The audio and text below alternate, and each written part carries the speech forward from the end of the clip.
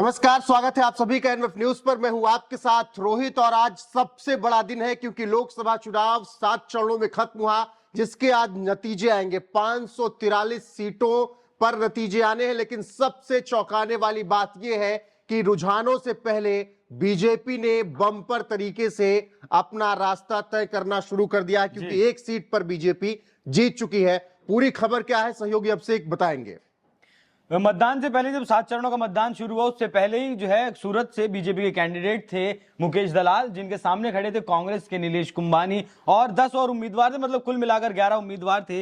लेकिन जिस दिन नाम वापसी का दिन था रोहित, उसी दिन मुकेश दलाल के सामने जो नीलेश कुंभानी कांग्रेस के थे, उन्होंने अपना नाम वापस ले लिया था। उन्होंने जैसे ही नाम वापस लिया, बाकी जो और कैंडिडेट्स खड़े थे उन्होंने भी अपना नाम वापस ले लिया और बीजेपी चुनाव रिजल्ट से पहले ही एक सीट जीतने में कामयाब रही थी। तो मतलब अब 543 सीटों के नहीं, 542 सीटों के जो है रिजल्ट आने वाले हैं अब। जी बिल्कुल। और बीजेपी ने जिस तरीके से एग्जिट पोल जब आए 400 का आंकड़ा पार किया कई एग्जिट पोल में, वहीं कई एग्जिट पोल में 350 से 380 के बीच में बीजेपी को दिखाया गया।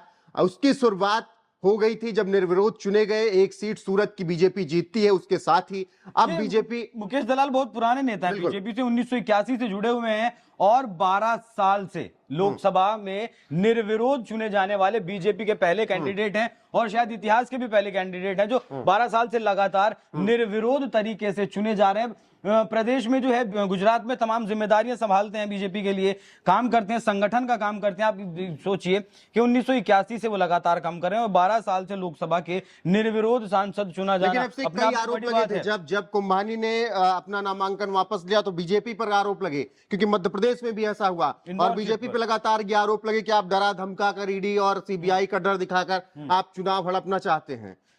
नहीं, इंदौर में भी ऐसा हुआ, लेकिन उससे पहले उससे जो है उड़ीसा में भी एक राज्य में ऐसे हुआ जहां कांग्रेस के कैंडिडेट ने नाम वापस ले लिया कि उनके पास पैसे नहीं है। पार्टी ने उन्होंने कहा कि उन्हें फंड पहुंचाया जाए, उन्हें चुनाव लड़ना है लोकसभा का, लेकिन पार्टी की तरफ से कुछ नहीं कहा गया, कोई पैसे नहीं भिजवाए गए, तो उन्होंने भी अपना नाम वापस ले लिया। उसमें कौन सी बीजेपी की साजिश थी? अब ऐसे कोई दबाव डालकर थोड़ा ही जो है नाम वापस लिया जा सकता है। इंदौर में जो है वो जो कैंडिडेट थे कांग्रेस के आशीष कुमार, वो तो बीजेपी के साथ मतलब नामांकन वापस लिया और फिर बीजेपी में शामिल हो गए। बीजेपी में शामिल हो गए। तो फिलहाल की खबर यही है कि सुबह सुबह खबर, जहां आपको सब जगह दिख रहे होंगे नतीजे, वहां पर हम आपको ये सबसे अंदर की खबर बता रहे हैं कि 542 सीटों पर नतीजे आएंगे, क्योंकि सूरत की सीट बीजेपी पहले ही निर्विरोध जीत चुकी है। तो 542 सीटों पर जो नतीजे आएंगे एनएफ न्यूज पर आपको लगातार यहां पर मिलता रहेगा, पल पल की अपडेट। तो बने रहिएगा हमारे साथ। हम अभिषेक और हमारी पूरी टीम आपको हर एक खबर नतीजों से जुड़ी हुई पहुंचाती रहेगी। फिलहाल के लिए बस इतना ही। नमस्कार।